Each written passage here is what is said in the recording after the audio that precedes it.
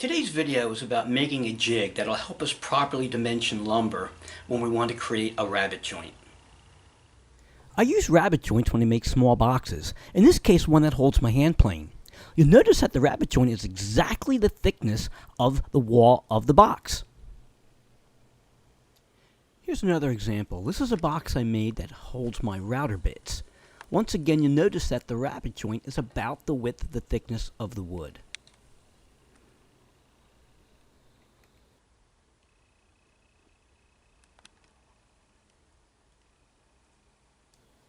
Yet another example of a rabbet joint in a small box.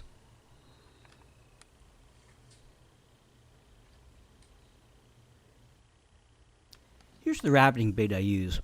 It's a white side, and it comes with 8 different size bearings to create different widths of rabbets. This jig will work with any other type of rabbeting bit as well, though. Before I made this jig, I just used to plane the lumber to the desired thickness. Then I would select a bearing for the rabbeting bit that would be close. But then at the end there'd be a lot of sanding to try to get the wood flush. The jig eliminates that and gets us a lot closer without any sanding at all. Here's what the simple jig looks like. I'll take you through the steps to properly make one. I began the project with a piece of wood that was at least about 1.5 inches thick. Whenever making a jig, it's best to take the wood through a jointer and then a planer in order to achieve perfectly flat sides. If you'd like information on how to do this, you can refer to one of my other videos.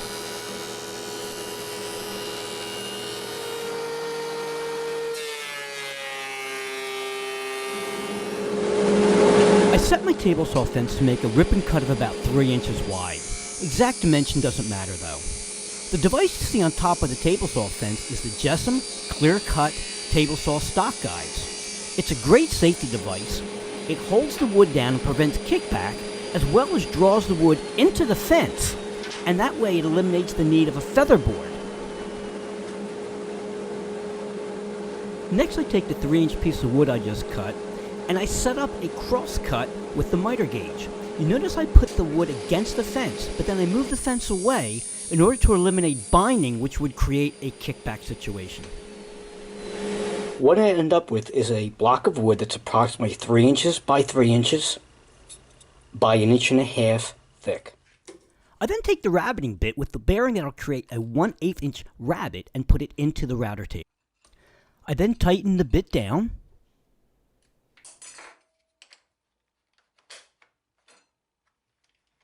Next I set the rabbet bit to the proper height. I want the cut to be approximately 1/4 inch to 3/8 of an inch deep, but once again, exact depth does not matter.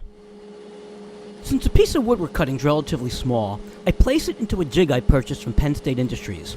It keeps my fingers a safe distance away from the rabbeting bit.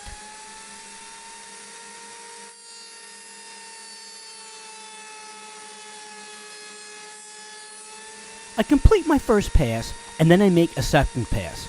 It's better to make 2 light passes than 1 heavy pass. It helps prevent tear out.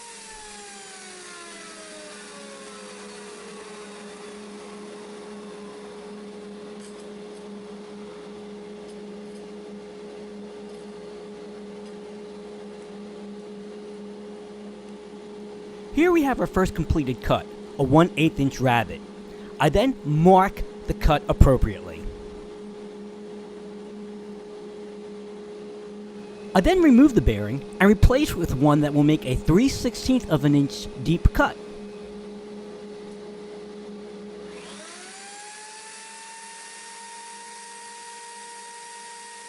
Once again, I place my wood block into my holding jig and proceed to make the next cut.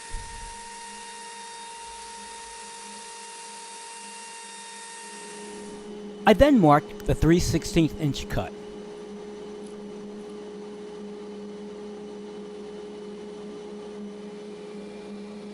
I continue the process by replacing the bearing with the next small size, making the cut, and then marking the wood with the appropriate size cut.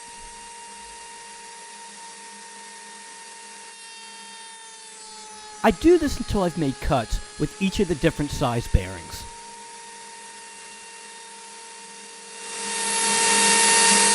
Continue cutting the rabbets and mark each one with the pencil when completed. In this case, you can see I've gone over them with a magic marker so it's easier to see. Once I've finished with the first 4 bearings, I've simply flipped the piece of wood over and cut with the remaining 3 bearings. So here's how to use the jig. In this particular case, I decided I wanted the wall of the box to be 7/16 of an inch thick. So I take my jig and I locate the 7/16 size rabbet. I take the wood to the planer. I keep checking it with the jig until it fits into the 7/16 perfectly and it's snug and there's no overlap. Now, when I assemble the box, if I were to cut 7/16 in rabbets, it will fit perfectly with minimal sanding. As you can see, the rabbets are very tight and require very little sanding in order to flush up the sides. I hope you found this tip helpful, and I hope you find this jig as useful as I have. Thanks for tuning in.